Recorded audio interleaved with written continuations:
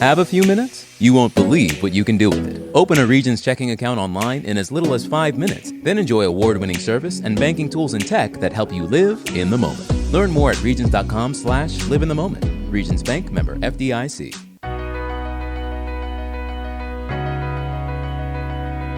Live from the Subaru of Gwinnett Studio, inside the Sonesta Gwinnett Place Atlanta Hotel, it's time for Regions Business Radio. Regions Business Radio is presented by Regions Bank. Brave the beginning. Member FDIC. Now, here's your host, J.D. Mueller. Thank you, Mike Salmon. Good to be with everyone today. Welcome to another episode of Regions Business Radio. I don't know that I've done this in a long time, but just by way of reminder, Regions Business Radio is a locally Gwinnett-produced podcast focused to connect our bank and our customers and our community partners with commercial businesses and companies and entities in Gwinnett and in North Georgia. So that's why we do this. We think being local is better. And our vision really is to connect people through the podcast medium. So we bring valuable guests in that have knowledge to share. And I think you're going to enjoy our guests today. I'll introduce them to you in a few minutes. But let me start by just saying a couple things about Regions. And as I was driving into the studio today, I was thinking about two conversations I've had of late that I think are pretty telling about who Regions is in Gwinnett and North Georgia. The first one is I want to recognize, if I can, and there'll be other episodes about the winners of this event, but last week the Gwinnett Chamber hosted their annual Small Business Awards luncheon. There were 400 people in attendance. There were many small businesses there in all sorts of different categories. I was blessed to get to read many of their applications and I got to meet all the winners. But there was something that was really interesting that occurred at the Small Business Award luncheons, and there was a lady who I found out later because she was a winner. Donna Linden was one of the nominees, and I'm not sure what happened, but she was at a table for lunch. And then everyone else at the table left, and here Donna was at a table for 10 by herself, and I had to go get some pictures made with the winners, so I invited her to come sit at the Regions table. So she sat there, she met everybody at the table, and then we got to the category that she was nominated in, and she won the award. And she was immediately proud and emotional and energetic around winning this award. And I'm so glad that we were there to celebrate with her. If she'd have been at that table by herself, and I'm not saying anything against the folks that left her. Maybe they had something very important to do. But she came and sat at the Regions table, and she won. And the Regions team celebrated with her, and it was a wonderful time. And so I want to certainly congratulations to all the winners, but specifically to Donna Linden, who I felt was part of the Regions family that day. She's the owner and founder of Trinity Staffing, and we may talk to her later on, but just a shout out to Donna and what she did and what she accomplished by being recognized for her winning application as a Small Business Award winner. The other thing that I listen to podcasts coming in. I listen to podcasts all the time, and there was I'm sort of studying branding yourself. I think even in a corporate environment, and let me go ahead and do it. Our guest today, Rob Barnett, owner of Alpha Graphics in Sewanee, and Marty Parker with UGA Supply Chain Management, to be specific. We're all in sort of a corporate world. So to have our own personal brand isn't typically, what you see in the corporate environment. But in today's world, a personal brand is becoming very important. And that's built by a story. And these gentlemen are going to share stories about who they are and what they do momentarily. But the funny one I wanted to sort of share is a couple of years back, we were in a competitive situation for some business. And it was a situation where it was like a blind RFP. And we were brainstorming how to deliver this RFP that would separate us from all the other RFP, submitters. So the idea that we came, I don't know if you know this or not, but our, at Regions, our sort of logo or whatever is a bicycle. The Regions bicycle. It's a green bike, and my boss Bill Lingenfelter's on the commercial for the GHSA playoffs, and he's pushing this bike around. So we had this RFP, and we decided that we would take one of our Regions green bicycles and put an old-fashioned basket on the front of it, stuff that RFP in the front, and wheel it in the front of this business. Well, it turns out that those things aren't really allowed, for who we were presenting it to. So they were very kind. They were like, hey, we can't accept the bike, but thank you for submitting your RFP. You can have your bike back. And the banker that I had on that is a guy named Phil Benelli. He's been on the podcast before. He's our senior banker in Gainesville. So that happened several years ago. He was at a luncheon. This week. So this happened before COVID. And they're talking about all this stuff, and a lady stops Phil during lunch and goes, "You're the bike guy. You're the bike guy." And he was like, "What do you mean?" And she said, "Well, I work at so-and-so and so-and-so, and y'all delivered an RFP in the basket of a bicycle." Why do I share that? Because it's part of our story. Number one, how do you differentiate that for us? How do we differentiate ourselves in a market that there's 30 banks in Gwinnett? Everybody's vying for every piece of business. How do we differentiate ourselves? By being unique, by being memorable, by bringing good ideas, by doing stuff like Regions Business Radio. So a neat story, you could deliver an RFP or you can deliver it on a bicycle. So that's what we did. So that's my intro. If there's anything that we can do for you at Regions, please reach out. You're going to enjoy today's podcast. So let me start by introducing you to Marty Parker. Marty, it has been so the intro's got to go here too. We're in 2021 America. I found you on Twitter.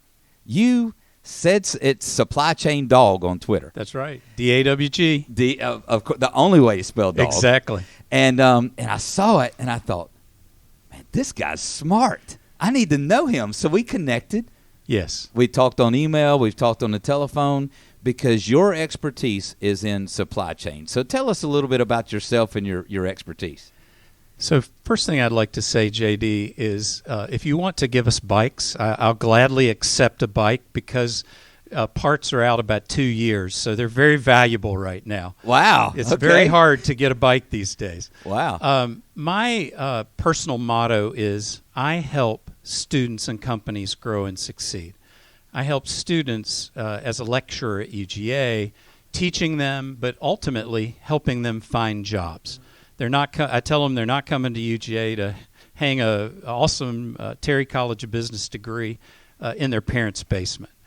And then I help companies as a fractional C-suite executive. So I work as a COO, CMO, or CSO for supply chain and manufacturing companies. That keeps my skills relevant and allows me to actually bring in the students as interns or full-time employees at the companies that I work in. Oh, wow. In the last 2 years, I've hired about probably 20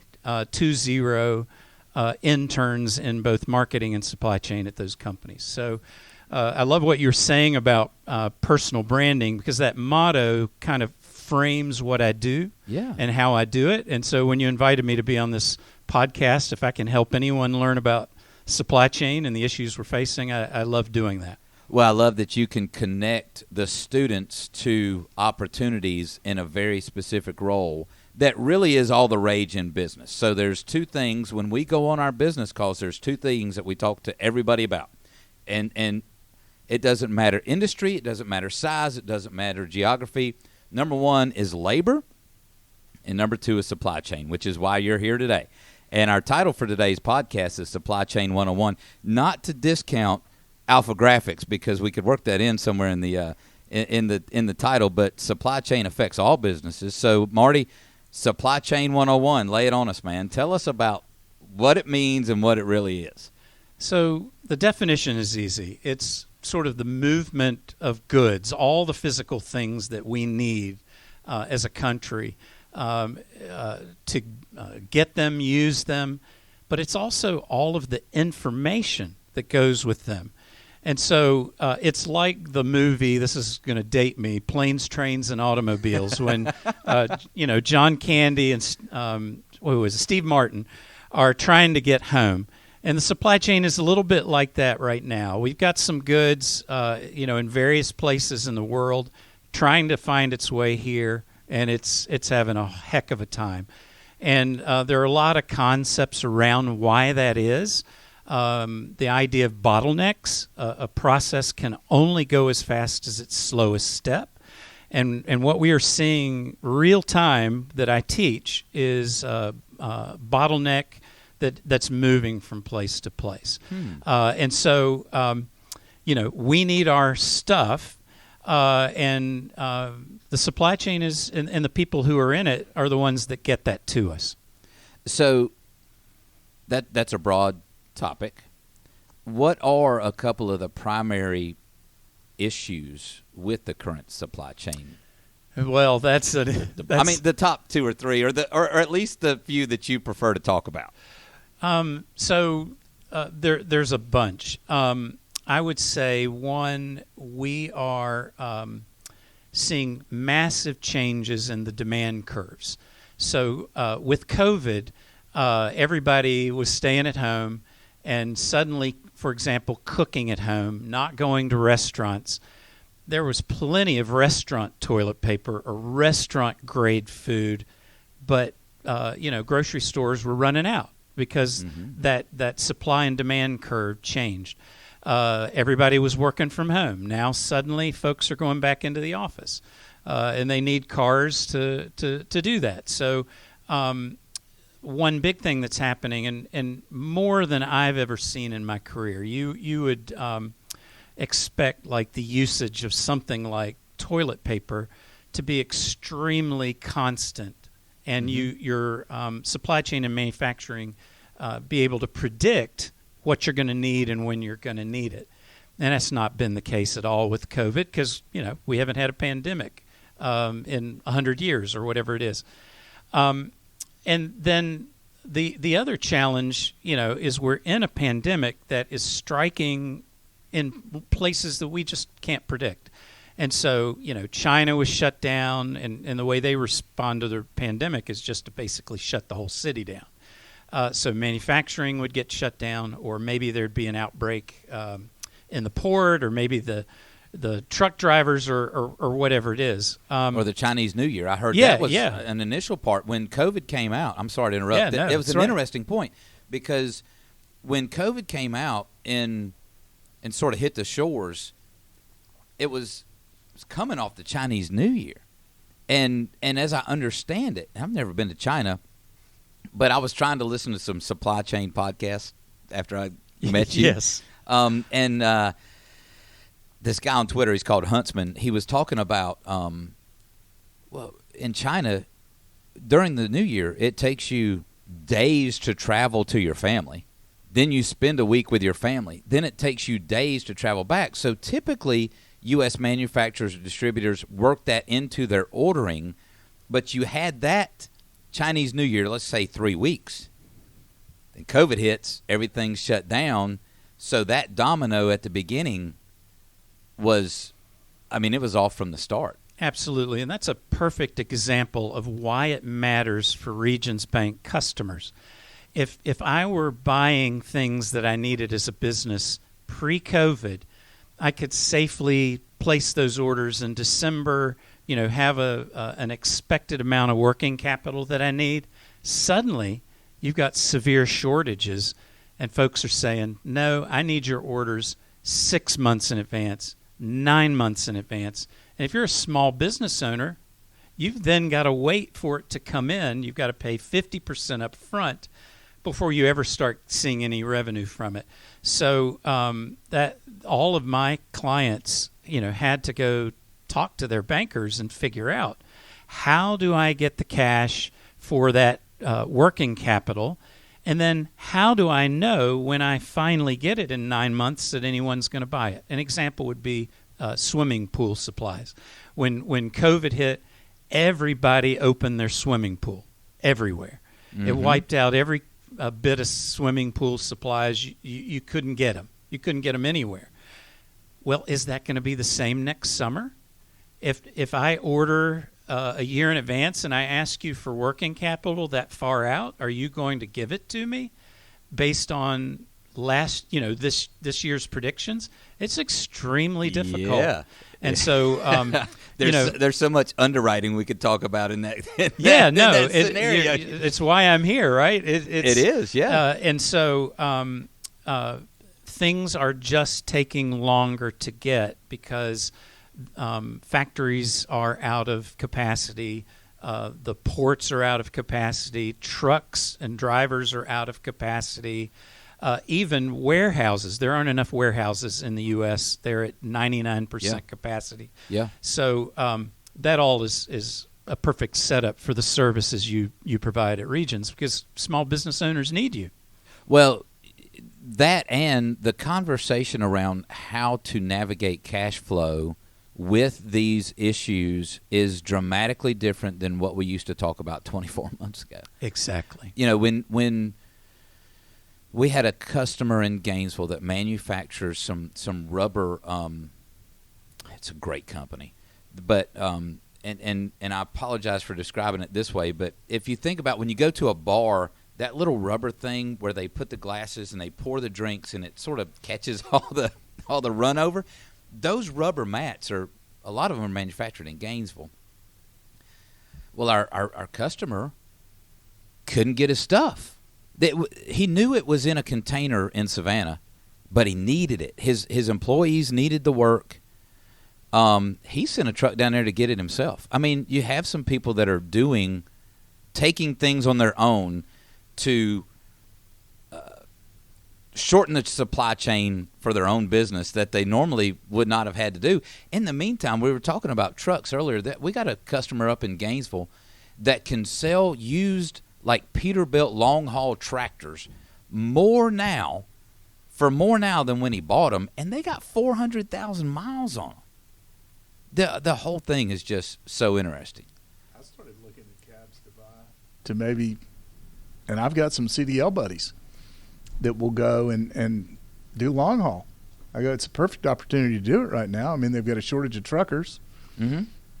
Buy yourself a couple of cabs and go hook them up to the trailers and haul them out of the ports. Is it that easy? No, I've got a 3PL friend that postponed buying the cabs because the price was going up, and now it's gone from something like $14,000 to $24,000.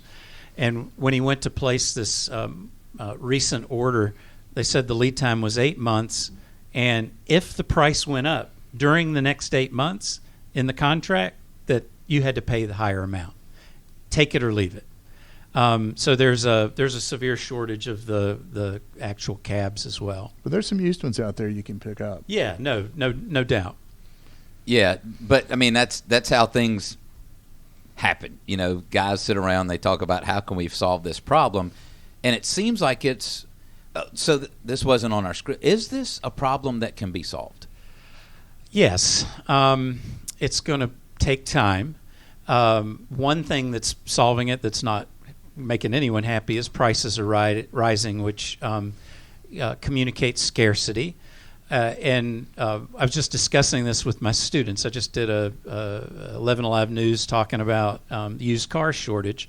And my students were like, well, should I buy a car? And I'm like, well, if you can avoid it, no. You know, if you absolutely have to have it, then sure.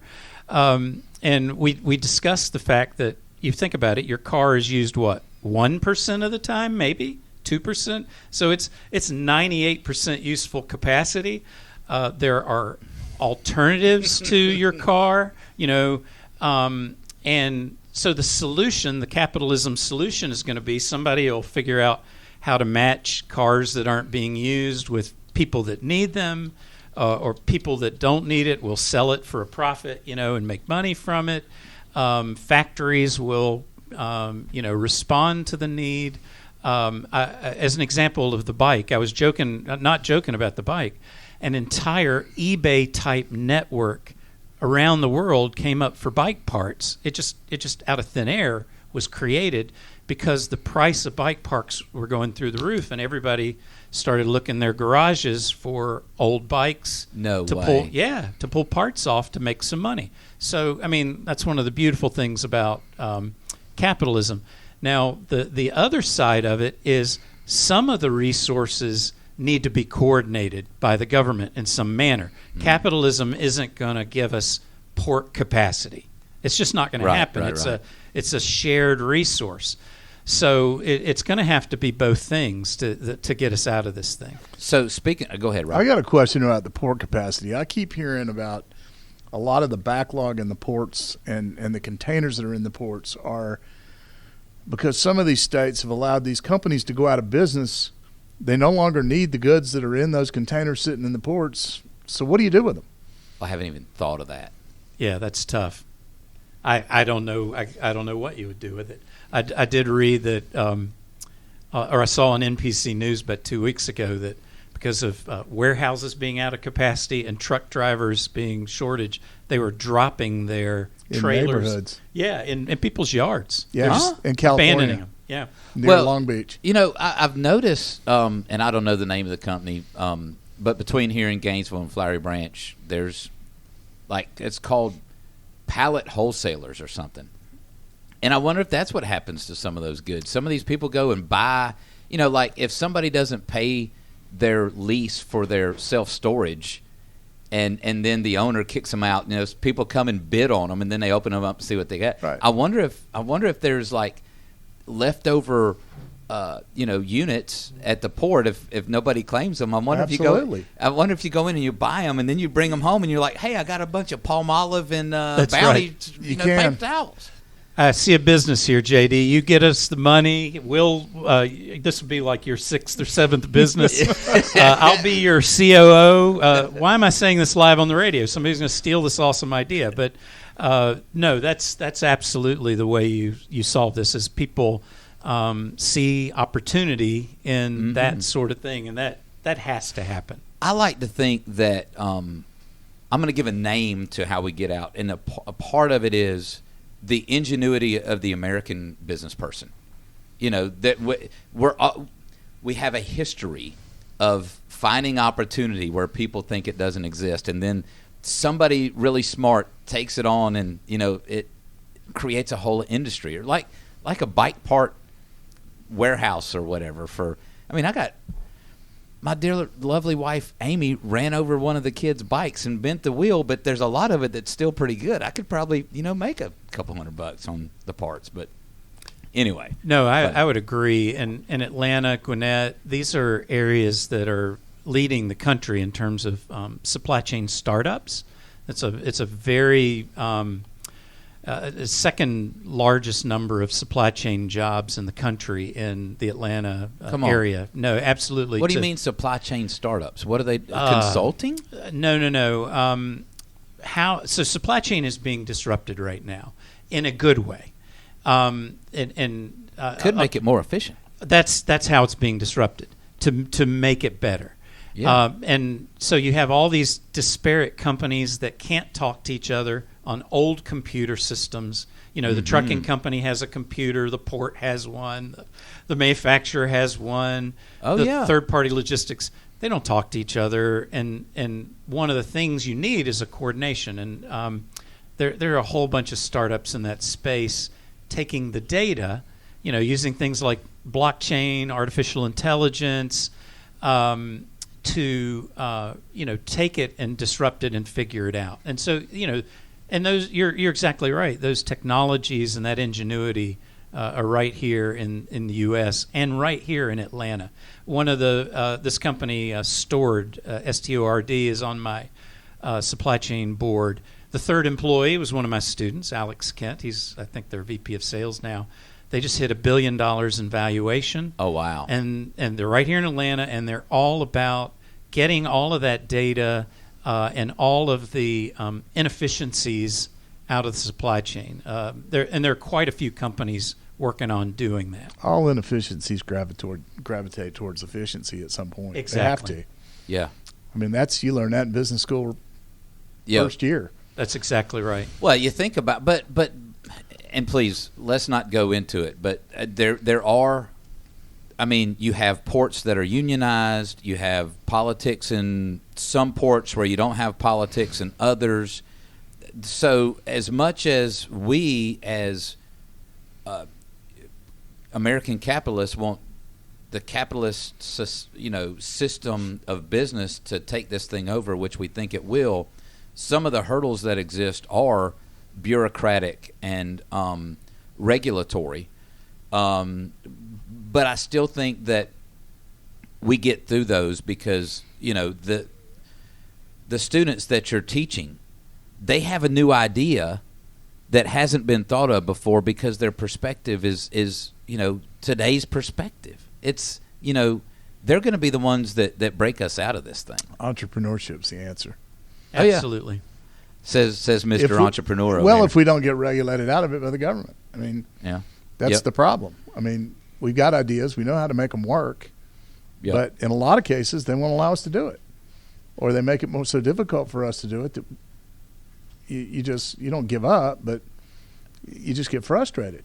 Well, and we keep asking why. I think a good, a good businessman, good businesswoman, if you ask why or why not enough, you get to the right answer.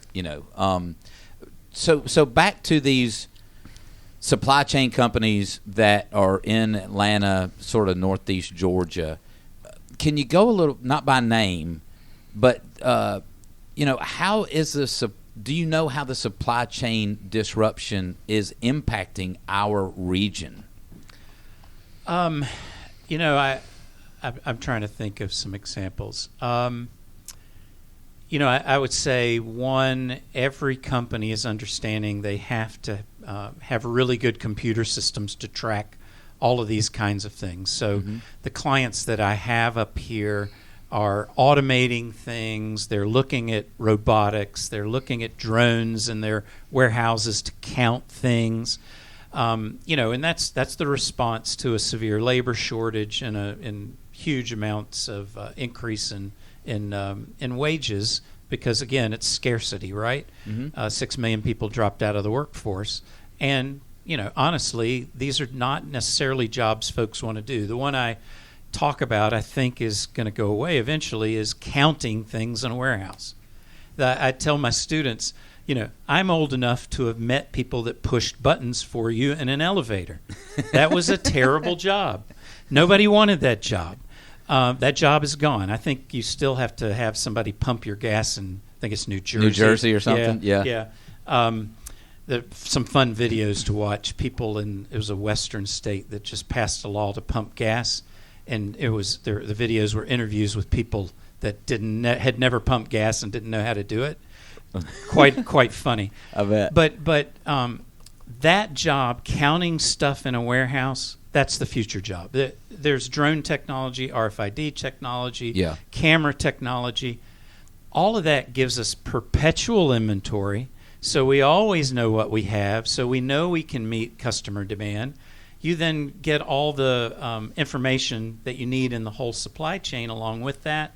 You need less working capital for inventory. You can spend that on more, better producing things. Right. So those are the kinds of trends that I'm seeing in companies. They're when you say drones, I mean you flying drones around in a warehouse? Absolutely. And Absolutely. we print a lot of barcodes for trucking companies or for service companies just to keep track of their trucks, and they're scanning them with an RFID. Yep. I didn't go to Georgia. I went to West Georgia, but I can remember when UPS started scanning the barcodes, and it was, all my guys had a little holster and they'd scan everything, and it was so crazy then. But now it's what it is. You think about how the Peach Pass works. The Peach Pass, or you think it's how Topgolf works. Yeah. There's an RFID chip in that golf ball. And you know exactly where it went and how far it went. Yours go farther and straighter than mine, Rob. But nonetheless, but I'm just intrigued. I think I'd freak out if I walked in and a drone was flying around. And we got some really nice warehouses as customers. You have to be a pretty skilled drone pilot to do that. Well, it's automatic. The drone flies around by itself. And really? And, it reads the stuff by itself. It's like the Roomba. The Roomba. It's Is it really? Yeah, No. you just set up. Y'all are waypoints. freaking me out. I need to get out more. Well, we could spend the whole day talking about these technologies. I mean, and they're springing up in the U.S. literally every day. I just met a company. It's up in this area that the guy was a former guy at Delta, and you can take pictures of things. It will upload everything in the picture. For instance, like say a beverage cart from an airplane, and it doesn't have to be ordered in any way. The artificial intelligence will take the picture and count exactly what is there and tell the computer.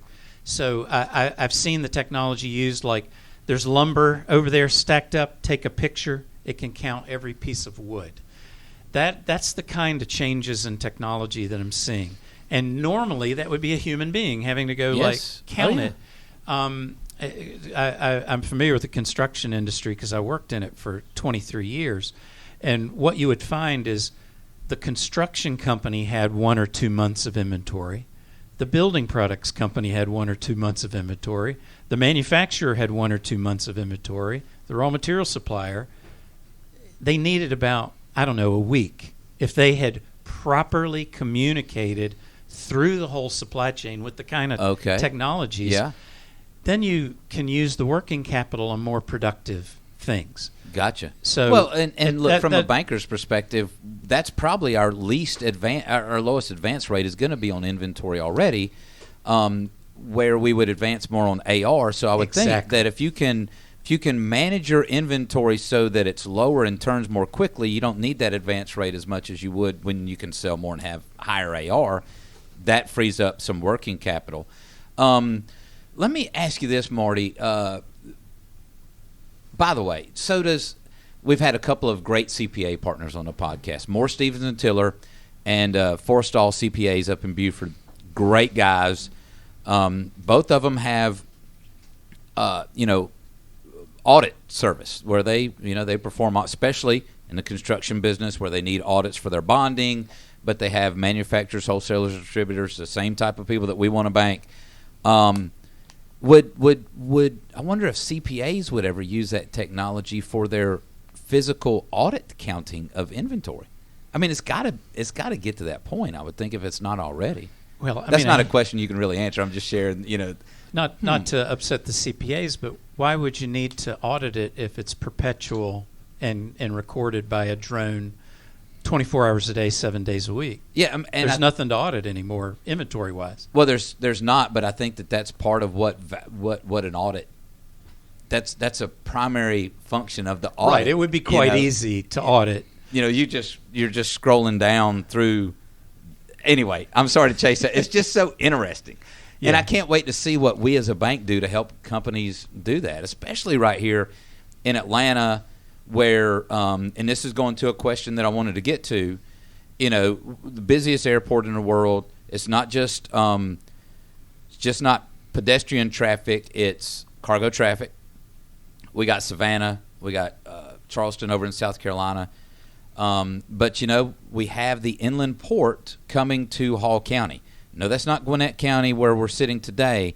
That inland port is going to have a profound impact on a variety of industries, in Northeast Georgia. Have you looked into the inland port much? Do you have any thoughts on that? I did. So you're capacity constrained with the the port situation, the driver truck situation. Being able to add capacity and quickly move goods on a train, up into this area, it's going to have a profound difference. You're going to be able to offload faster. You're going to be able to get it here faster. You're going to be able to get it to your folks faster. So it'll begin to de-bottleneck at least the goods that are coming up here. And so anywhere you can do that, I teach about bottlenecks. The system can only go as fast as the slowest point. Now, that might create some other bottleneck that you then have to address, but at least you're addressing, the port bottleneck. And up in this area, you think about the warehouse space in Gwinnett County is crazy, millions of square feet. The 85 corridor that's filled with distribution centers.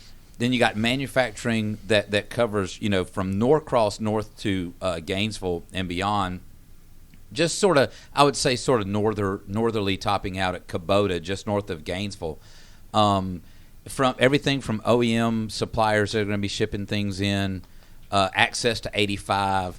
I hope there's a lot of energy around it, and I hope that maybe it can come together a little more quickly than we would have thought, because I think it's just going to be a great addition. Do you think, in light of what you shared, I think we already know the answer to this, but is there a chance that these bottlenecks that you talk about, that we all clearly, now some of us clearly see because we talk about it every day, my mom and dad in North Hall, they probably don't see it. I mean, they go to Walmart once a week and they're not in business like we are, but is there any chance that this provokes some sort of resurgence in American manufacturing to bring manufacturing of items back on shore and manage those domestically, so we're not reliant on 1,000 ships being docked or off port somewhere? Yeah, I've seen several stories that's beginning to happen in some very specific industries. It's quite tricky, though. I know of a client or a potential client that had Chinese manufacturing, and U.S. manufacturing was trying to make this particular product, but hadn't made it in a long time. So believe it or not, the Chinese factories were highly automated and had really good quality control processes, and trying to start up in sort of a manual way here was quite difficult. Now, with some time and with some learning, right, because there's a whole learning process, I think it's possible. And we are still a top manufacturer in the world. We're 2 or 3, China, United States, Germany, and I think we'll continue to be. Some things, because the raw materials are here. Yep. Why would you make toilet paper anywhere else? We have all the the raw materials here. It depends on what it is, right? Yeah. But yes, I think everyone is scrambling to find something outside of China.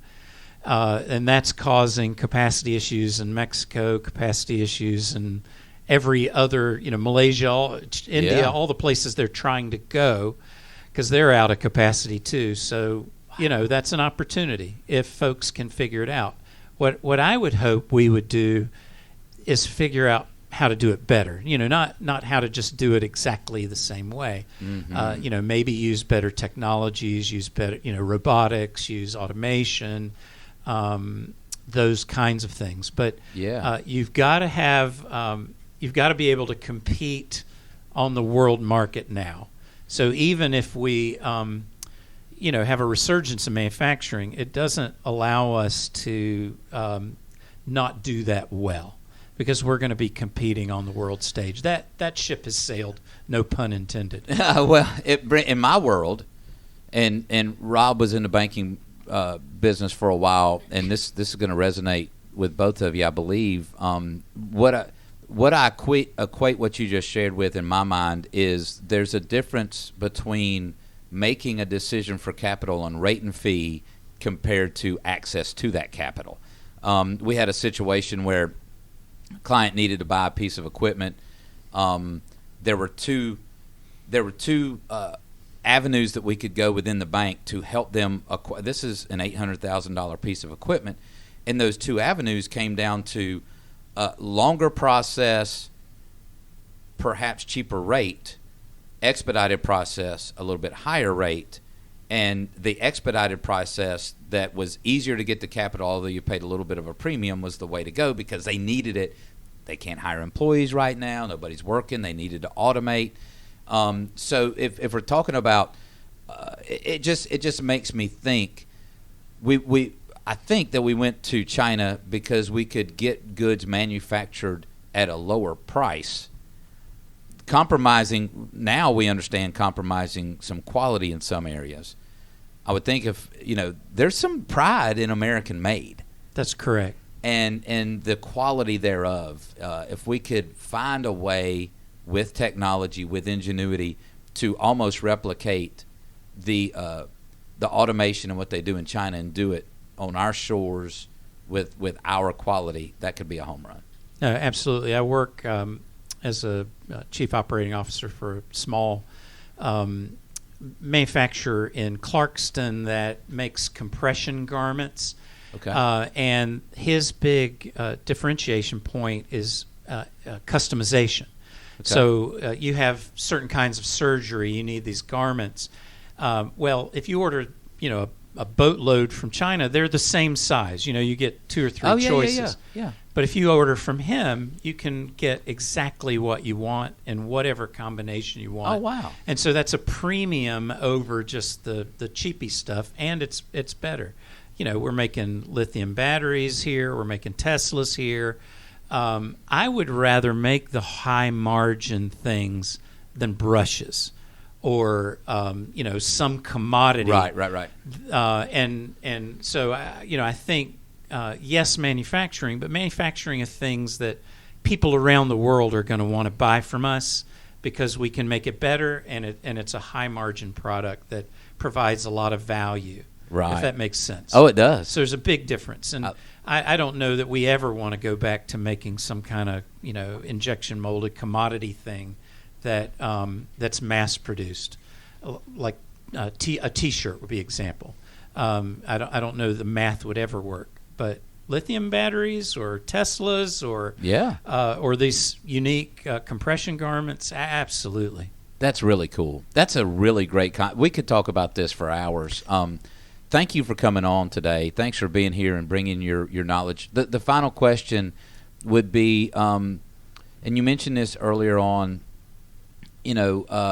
what are some skills that your students are acquiring in your classroom that some of our listeners may be looking for as they recruit and hire young talent that may have an expertise in supply chain coming out of your classroom? So it's a great question, and I often get folks our age talking about, Marty, what about those millennials and that Gen X? And my response to that is they're extraordinary. They start businesses. I have used interns, 20-year-olds, to launch e-com websites and e-com distribution. I have used them to implement ERP computer systems. They are smart. It is so much easier for them than it was for us. We had to go to the library and get a book to learn something. They can Google it and teach themselves anything. Oh, yeah. And so with the right guidance, I have learned they can do virtually anything. I've got interns helping increase the sales for companies and their marketing efforts. I've got interns implementing computer systems. I've got interns implementing lean manufacturing. I've got them, improving efficiencies in warehouses. I've found that there's just about nothing they can't do. Wow. And so we've got a ton of them looking for internships and full-time roles, and folks can just reach out to me directly if they want to hear more about our supply chain students. But in 5 years, I've placed 60 of them at the Home Depot. I've placed about 10 or 15 at Georgia Pacific. I've placed 10 or 15 at Westrock, and then all over the country. All I have to do is place one. The product is them, and that's why I talk about it in terms of they are the output from the Terry College of Business. They're phenomenal, and all I need to do is get one of them in your company, and you will hire them forever. Yeah, my daughter's an accounting major at Terry, and my boss is on the board of advisors of Terry. Regions Bank loves Terry. Our the president and CEO of Regions is a dog from Terry, so we have a lot of connections there. I hope that those that are listening would reach out to you. They can find you at the UGA Supply Chain website. Like I said before, Supply Chain Dog DAWG on Twitter, and this is good conversation for you to have individually because every situation is different. So I love it. That's great. Yeah. No, my record is 14 students in a day. I help them with their resumes, their LinkedIn page, and then I'm essentially a matchmaker with companies. Wow. And any company that wants my help, please reach out, and I'll match them with, frankly, the best students in the world. That's amazing. That's amazing. Thank you, man. That's inspiring too. I feel like a goofball for the mass comm degree from West Georgia, which I love, by the way, which I value a great deal. Marty, that was wonderful. The other voice you heard in there is my buddy that I introduced you to earlier, Rob Barnett, who is an entrepreneur that chimed in with some of our conversation there. Rob, you own Alpha Graphics in Sewanee. Any hits from the supply chain with what you're doing? We're seeing a little bit just in cut sheet type paper, that's coming in boxed, and a lot of it's domestic. I mean, we're not seeing a lot of it coming from over, it's the pulp mills and people like that we're having a hard time getting some things from. We're able to get it in parent sheets, which is the bigger 40 by 28 sheets that we can cut our own cut sheets on our guillotine that we have in the shop. But not a lot yet. Okay. Now, during COVID, we saw some. The acrylic got a little scarce there for a little while because we've got a CNC router and we cut a lot of shields for buildings and law firms and county offices and courtrooms and all kinds of places. But and the PTFE, we had a little bit of trouble getting the thinner plastic because we were making a lot of face shields and manufacturing those. And face shields. Hold on, wait a minute. Face shields? Yeah, the face shields. You're a sign company that the first responders were using. We were donating them all over the world. And well, I'm being facetious. My point in being facetious is, if somebody drives by and sees Alpha Graphics Sewanee, and they only think that you do signs, then they don't know all that you.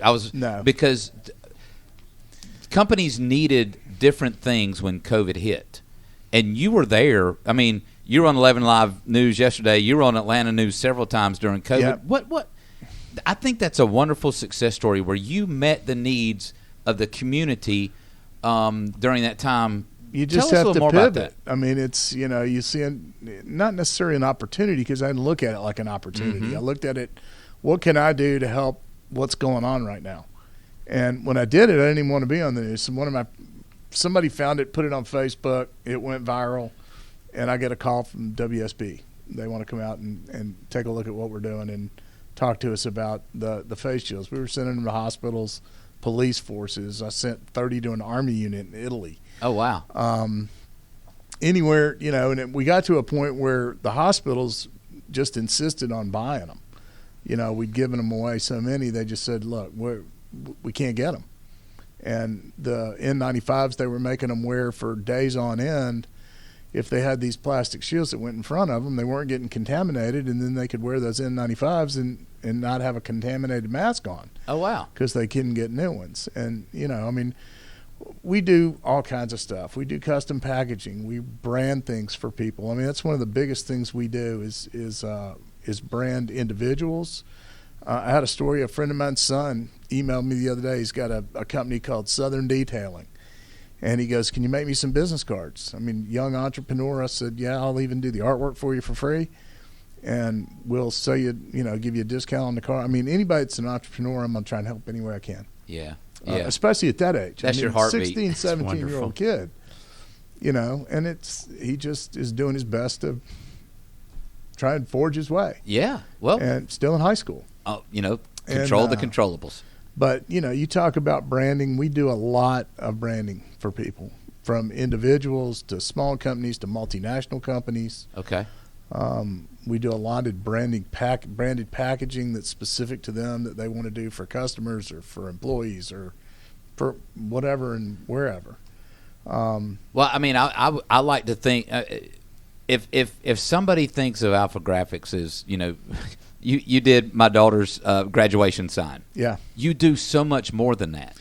Talk to like packaging, like commercial packaging or something like that. What would you do in that regard? Well, we'll print logos or specific things. Member guest tournaments at golf courses. Okay. Yeah. Instead of giving a bag, we'll make you a box, any shape, any size. We'll print the course on it. We'll print the sponsors on it. We'll print whatever you want on it, any size or any shape of box that you want. And then you can put all that stuff in the box, and you can hand that out rather than hand it out in a plastic bag to somebody. That's a great idea. New That's employees, churches, for people that are just coming in, we do a lot of stuff for. Where we'll print boxes for either new employees at the church or new members of the church, or we'll do all kinds of things. I mean, so in that world of alpha graphics, how do you compare sort of in size and scope to what you offer compared to my point is you run a very large operation compared to your peers. It's a little different than most, but it's like I've always said to them and to corporate, I go, market to the highest common denominator. Mm-hmm. Market to us, because it allows the small guy to come to us and get maybe not make the same margins he would if he had that equipment in his office, but he can still make something on it, and it makes him look bigger if he comes to us. So, and there are a lot of them that are our size around the country. I mean, there's 255 nationwide. Okay. But I always say, if you can dream it, we can print it. Nice. I like that. I've had people come to me with stuff. Can you do that? Sure, we can do it, or we'll figure out how to do it. I mean, and you always do. Ceramic tiles, all kinds of stuff. We could be flatbed printers if somebody wants, their initials printed on a ceramic tile for a backsplash in a bathroom. We've got a UV printer that'll do that. We've done them for septic tanks. We've done them for golly. I mean, all kinds of things. The point is, if you want something branded, call Rob Barnett. He will put your logo on anything except for your forehead. Right. No tattoos at no the tattoos. Alpha Graphics. Nah, we don't have any tattoo artists. What's your favorite success story at Alpha Graphics? Do you have one? I mean, you help a ton of people, but is there something that sort of sticks? Somebody was in a bind and they needed something right away. Is there something that pops to mind? That's a daily occurrence. Okay. Yeah, I mean, we get more calls. I need this. I need 500 of them, and I need them this afternoon. And sometimes we can do that. Sometimes we can't, depending on how busy we are, depending on who it is. Yeah. Relationships matter. They absolutely do. I mean, if we've got a big customer that's got something that needs to be done immediately, we have a lot that, at the end of a year, they say, we've got this amount of money to spend, and this is what we want to do. We do promotional products. We do, if you go on our website at agswanee.com, go to promotional products, you can find tens of thousands of things to put your logo on. And, we can take those and create a box for you and put them in the box, and they can. Oh, yeah, they just get it all right there. Yeah. Okay, so we know that Alpha Graphics Swanee can put a logo on anything. We know that you can turn it quickly if needed under the right circumstances. Put you on the spot for a second. Tell us about your experience with Regions Commercial Banking. Well, they've been great. I mean, especially during COVID. I mean, there were times when we were having cash flow problems, and we needed a line of credit, and they found the quickest and easiest way to do it. It was the same story you were saying, where you could go a longer term, longer underwriting, or pay a little bit more money and get it now. We had it both from a line of credit standpoint for cash flow and also from CapEx purchases. There were certain equipment that we needed to buy that allowed us not only to be more productive during COVID, but would put us way ahead of people when we came out of COVID, that they would give us equipment financing for. Yeah, very good. That really helped us out a lot. I mean, you've got some great support people. I mean, Bridget. We said it at the same time. Bridget's awesome. Yeah, she's awesome. Yeah. Well, thank you for sharing that. We're very proud to help you. We're proud to help your employees.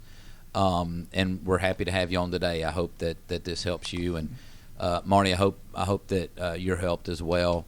Any closing thoughts? Anything? So you said you weren't in the helping profession when you were talking about me, but you were wrong. Well, I think we all as business people, business leaders are, and you all helped thousands of small businesses make it. And I think that was really critical at a time that was so difficult. So thank you, JD, for what you and Regions have done. Yeah, we're very proud of that. Survived. Yeah, And looking back, whether it was working all day on Easter, I remember having conference calls at 3:30 in the morning. It wasn't. We had to stand up an entire system. Yes. That first round of PPP hit pretty hard. The second round, we did a good job all the way through. My little team, 5 bankers, Gwinnett north to Highlands, North Carolina, east to Athens. We did 131 PPP loans for $61 million. Wow. In the state of Georgia, there were 112 max loans of $10 million. 2 of them were on my team, both of which have already been forgiven. Wow. So thank you for saying that. That was just another day's work for us. My team is very engaged. You will find that as we continue on our relationship, as Rob's already attested. We have sort of a mantra that we never sell on the first call because we need to listen, and we never call alone. At Regions, we're really good at making sure we build a team around all of our customers, because a business owner might have an estate issue, or maybe they want to do a buy-sell, and we're doing a lot of that right now. James Altucher, who's a businessman used to be from New York, now he's in Florida, was talking about what COVID did was it compressed many timelines, where if you were planning to retire in 10 years, some people retired in 1. If you were planning on selling your business in 10 years, there have been a lot of businesses being sold, and we're advising in those situations. We're helping to find buyers. So when I say commercial, well, it's like you, Marty, international documentary collections from foreign ARs. I mean, we're Regions Bank. There are people that only think you can get that from J.P. Morgan Chase or some of these other larger banks. We're doing it locally in Atlanta, Regions Bank, and it's working out really well. So sorry to do a little commercial there, but as folks are listening, I hope that helps. Guys, thank you so much for being here. One of our longer episodes, but with great content from start to finish, because a great longtime buddy was here and a great new buddy in Marty as well. So, Rob, thank you. Marty, thank you. And that's going to wrap up our edition of Regions Business Radio. I appreciate you listening. If you have any questions, you can find us at regions.com. I do ask you, if you're inclined, you can watch Regions Commercial Insights podcast. You can Google that and find us, a podcast produced at our corporate office in Birmingham, Alabama. So thank you for listening to Regions Business Radio, and have a good day.